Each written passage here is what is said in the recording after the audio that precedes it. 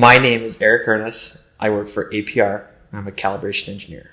If you have an APR calibration, which you might consider off the shelf, we're going to spend three months or more on that particular calibration to learn that ECU strategy and that engine and that particular platform. If you tune it appropriately, it's going to work in every condition that you can do. So we go through and do our best to make sure that we test every condition that the car is going to be calibrated in. And if you consider platform experience, Volkswagen Audi specific, or even ECU type specific, we're going to likely have more combined experience, man hours, than everyone else in the marketplace. And that's by virtue we have more calibrators, more dyno, and we spend more time calibrating cars than anything else. Right? The calibrators that work at APR, we focus solely on calibration. We're not responding to your messages on Facebook. We're not answering your phone calls. So we have a couple different dynos here at APR. Our engine development dyno is a Superflow 901 engine water brake dyno. We use that for a lot of our development work that's going to be long-term. But we also have 3 other chassis dynos. We have an all-wheel drive dynapack. We're able to test that without any wheel slip because it bolts directly to the hubs.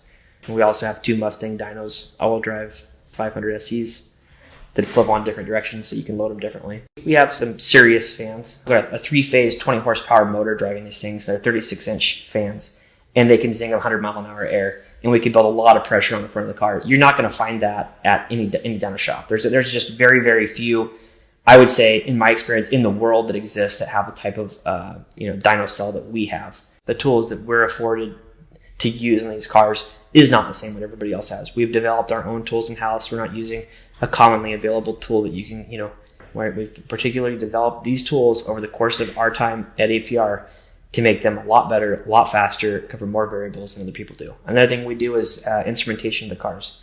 And what that means is we're going to add additional sensors that weren't there from the factory, and we're going to collect that information and use it to either improve the existing models that are there. We might add a shaft speed sensor, discharge air temperature, downpipe, EGT. We'll actually measure what the car's going through, right? And based off our racing experience and our experience tuning cars for a long time, we know the range of which we can operate these cars in. So by adding these additional sensors, we're going to get a lot more information that's not available to the general tuner who's just plugging into the OBD port. They're not going to take your turbo manifold off, instrument it, and add the sensors, go through the time of setting it up. They're just not going to. They don't have enough time. It's not profitable for their business model. They want to have a car come in, they want to strap it down, they want to flash it, make a few calibration changes, get the car off the dyno, go to the next one, right? And that's the majority of what you're going to see. Where we spend our time in very publicly is the time and effort that we put into the tunes to make sure that they're going to work in every situation. And another particular thing is because of our dealer network set up, we're not just one tuner in one shop, right? We have dealers throughout the world.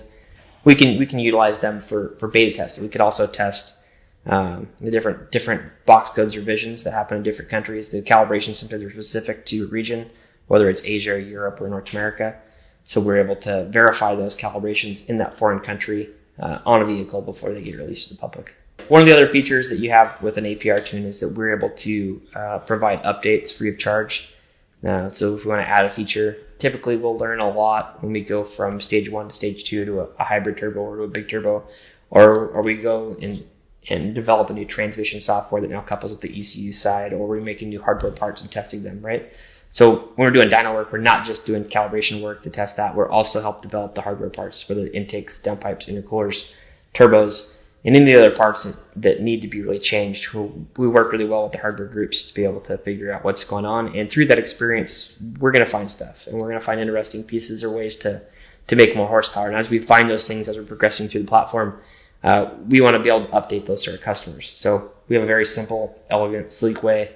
We make a revision, and then we send an email out to all of our customers to let them know that they can go to their local APR dealer and flash an update free of charge. So we're not going to charge you to continue to be our customer, and we're going to support you throughout the time that you own the product.